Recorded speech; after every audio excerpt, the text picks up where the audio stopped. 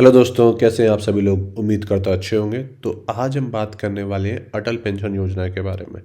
ठीक है, जो कि अटल जी के नाम पे शुरू करी गई है। तो अटल पेंशन योजना है वो हर किसी के लिए अवेलेबल है जो 18 से 40 साल के बीच में है। ठीक है, जिसमें जो किसी का किसी भी अकाउंट है कोई भी बैंक में, चाहे वो आपका एसबीआई है, एचडीएफसी है, कोडैक हो, मैटर नहीं करता है वो प्राइवेट है या नहीं। पर जो मोस्टली जो टारगेट करी गई है वो टारगेट करी है इकोनॉमिकल वीकर सेक्टर, जो कि इनकम टैक्स रिटर्न नहीं भरते। मान के आपके 2 लाख 3 लाख 4 लाख जो उनकी होती है सैलरी, उनको मतलब जो भी वो अर्न करते हैं उनको बेसिकली ये टारगेट करा गया है।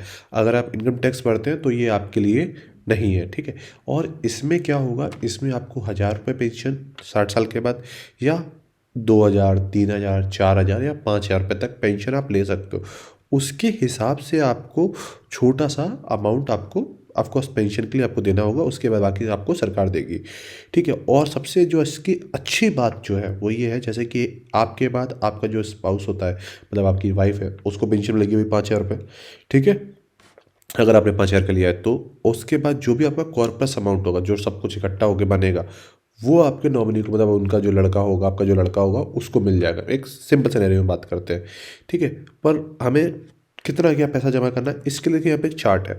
आप 18 साल के हैं, ठीक है, और आपने क्या बोलते हैं आपको 1,000 रुपये की पेंशन चाहिए, तो आप मंथली 42 डालेंगे, 3 महीने में 125, हाफ ईयरली में 248 रुपीज़ आप डालेंगे। ठीक है, आप टोटल 1,70,000 रुपये का कॉर्पस अमाउंट आपका होगा। ठीक है, ये हो गया आपका 1,000 रुपये के हिसाब से। आपकी एज हो गई 25 साल मान के चलते हैं, तो आपका क्या हो गया, आप डालेंगे 76 रुपीज़। ठीक है, मंथली 3 महीने में डालेंगे 226, और आपको हाफ ईयरली में डालेंगे आप 419 रुपये। सबसे लास्ट में देखते हैं, मान के चलते हैं आप 18 साल के हैं, आपको 5,000 रुपये चाहिए। एक सिंपल सिनेरियो में 18 साल में लोग नहीं स्टार्ट करते, वो 24-25 साल तक स्टार्ट करते हैं। तो हम यहाँ पे ले लेते हैं 26 साल में अगर वो कोई स्टार्ट करता है तो उसको साल के 4,000 रुपये डालें। मतलब आप 5,000 रुपये आपको चाहिए तो आप साल का एक बार का 5,000 रुपये डालिए, आप सिंपल भाषा में समझ लीजिए। ठीक है, वो आप डालेंगे आने वाले कितने सालों तक, अब में आप आने वाले जो आपके साल है उस 35 सालों तक आप ये अमाउंट डालेंगे 25 के, क्योंकि आपको 60 में मिलेगा। ठीक है, तो 35 सालों तक ये अमाउंट डालेंगे। इसमें आपका जो कॉर्पोरेट अमाउंट इकट्ठा होगा वो होगा 8.5 लाख रुपए। इसको कैलकुलेट डिस्क्रिप्शन में दे दूंगा। ठीक है, यहाँ पे आपने अपनी एज डाली कि सपोज जो भी आपकी एज है 26 साल। ठीक है, अगर आपको वापस समझ नहीं आ रहा, आपने डिसाइड किया कि मुझे 5,000 रुपये चाहिए, आपने अपना रिटर्न डाला, तो आप 8 से 10 के बीच में कर सकते हैं, 12-13 नहीं करेंगे। ठीक है, क्योंकि जो एनपीएस हो गया, अटल योजना हो गई, श्रमिक योजना हो गई, इनमें जो रिटर्न होता है वो थोड़ा सा गवर्नमेंट बैंक इक्विटी में पूरा नहीं होता है। तो इसलिए आपको 9% आप मान के चल सकते हैं, क्योंकि अभी मार्केट काफ़ी अच्छा परफॉर्म कर रही है। ठीक है, तो आपका ये बाकी सब चीज़ों को आप छोड़ दी, तो आपने डाला 409 रुपये आपने डाला पर मंथ। साल का आपने वो डाला, आपने वही 4, मैंने आपको जो बोला 4,500 रुपये, करीबन 5,000 रुपये, क्योंकि 2,500 रुपये आपका 6 महीने का हो गया। टोटल अमाउंट कितना हुआ, टोटल इन्वेस्टमेंट आपने किया 1,66,672 रुपीज़, जो 10.5 लाख 10 लाख रुपए आपके इकट्ठा हुआ टोटल। और जो गेन किया वो आपने 9.5 लाख रुपए आपने अप्रॉक्स गेन किया, मतलब 11 लाख हुआ, तो आपने गेन किया। इतना अमाउंट आपको जो है टोटल बाद में मिलेगा। और आपको स्कीम कितनी मिलेगी पर मंथ, आपको आपको मिलेगा 5,000 रुपये, तो साल का 60,000 भी हो गया। ठीक है, तो इसको भी आप 10 साल से भी करते तो आपने सारा जो भी अमाउंट आपका था वो आपने, वो तो ऑलमोस्ट एक ही साल में आपका रिकवर हो जाएगा। ठीक है, अब इसको अप्लाई कैसे करना है या इसके अगर मोर इन्फॉर्मेशन चाहिए तो माई स्कीम में जाके आप यहाँ पे सब देख सकते हैं।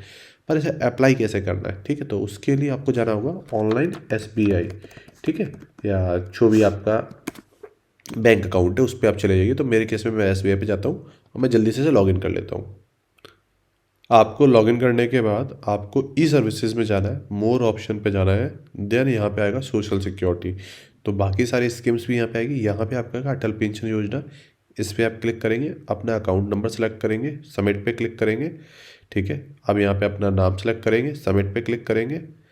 हाँ, यहाँ पे आपके पास सारे ऑप्शन भर के आ जाएंगे। ठीक है, तो इस पूरे फॉर्म को आप भर लेंगे। ठीक है, मैं इसको नहीं सबमिट कर सकता क्योंकि मैं टैक्स पे करता हूँ। ठीक है, तो आप इसे यहाँ पे से करेंगे। अगर आप कोई भी अदर स्कीम में है तो ये सब आप भरेंगे और सबमिट पे क्लिक कर देंगे। आपका अकाउंट में वो, अगर आप एलिजिबल होंगे तो वो चालू हो जाएगा। यहाँ पे आप अपना नेम ऑफ स्पाउस, मतलब जो भी आपका हो गई, आपका फादर हो गया या भाई हो गया, जो भी आपको जिस किसी को नॉमिनी बनाना है, ठीक है, आप उसकी इन्फॉर्मेशन डालेंगे। ये सारी इन्फॉर्मेशन भर के कि आपको कितना अमाउंट चाहिए, जैसे यहाँ पे वो आ गया 5,000 रुपये। ठीक है, कितने में आपको दे, कब डिडक्ट होगा आपके अकाउंट से, आपने वो डेट डाली, ठीक है। आपने यहाँ पे डाला कि आपको मंथली पेमेंट करना है, क्वार्टरली पेमेंट करना है या हाफ ईयरली पेमेंट करना है, एसएमएस रिक्वायर्ड है, ठीक है। तो आपने ये सारी चीज़ें इन्फॉर्मेशन जैसे फिल करके सबमिट करेंगे, ऑटोमेटिकली अगर आप इनकम टैक्स नहीं भरते हैं तो वो हो जाएगा, यहाँ पे आपके पास ऑप्शन है, ठीक है। और अगर आपके पास कोई और स्कीम नहीं है, मान के चलिए आपके पास कोई और स्कीम में आप पार्ट ले रहे हैं, स्टेट गवर्नमेंट की हो सकती है, सेंट्रल गवर्नमेंट की हो सकती है, तो आप इसके कैप आप नहीं होंगे। यहाँ पे देखा है वेदर इनकम टैक्स पेयर, ठीक है। तो अगर आप यहाँ पे करेंगे तो देखिए, तो यहाँ पे क्या होगा, नॉट एलिजिबल लिख के आएगा, जैसे income tax payer is not eligible, ठीक है। तो अगर आप नो कर देंगे तो बाद में आपको मिले ना मिले, इससे बेटर है आप जो इन्फॉर्मेशन है वो राइट भरें। तो इस तरह से आप अटल पेंशन योजना में अप्लाई कर सकते हैं। उम्मीद करता हूँ ये वीडियो आपके लिए काफ़ी यूज़फुल रहा होगा। अगर इससे रिलेटेड कोई डाउट है तो आप मुझसे नीचे पूछ सकते हैं।